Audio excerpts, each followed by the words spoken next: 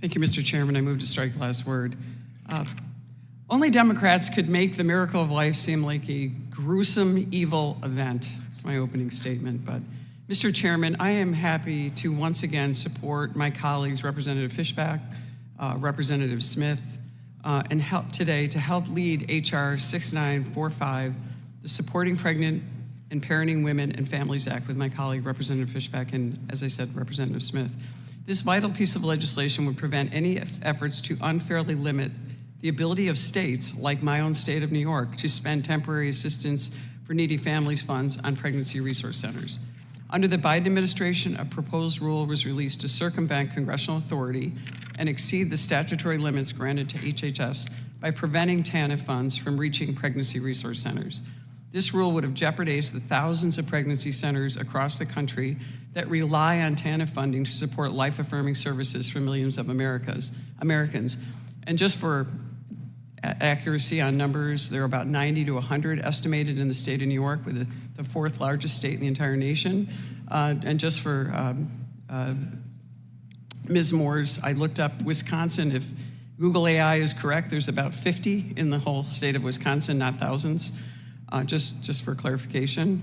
But this rule, is just really not, it's neutral. It is not a rule about one side or another. But not only do pregnancy centers provide critical, precious resources for pregnant women seeking to bring in, precious lives into this world, they also offer pregnancy testing, ultrasounds, parental education and counseling, and connections to housing and transportation.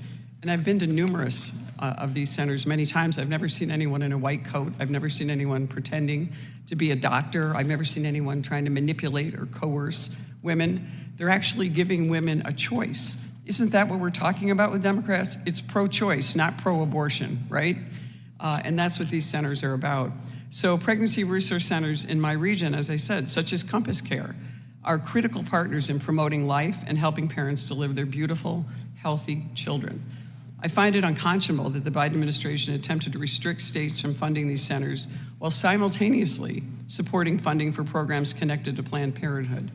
Giving Americans the tools to be successful in the workplace and promoting life-affirming care for women and children are causes that should garner unanimous support from Congress. It is vital that these pregnancy resource centers continue to receive funding to ensure the well-being of all families across our nation. We should do everything we can to promote access to all kinds of services that pregnancy centers offer, not limit them. We must do more to preserve the sanctity of life by enabling needy families to sustain life rather than promoting the horrific practice of abortion on demand, late-term abortion, those things that happen every day in the state of New York, by funding organizations like Planned Parenthood.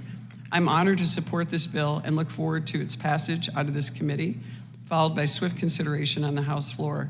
And with that, I thank again my sponsors for their care and their devotion to protecting the sanctity of life. I yield back.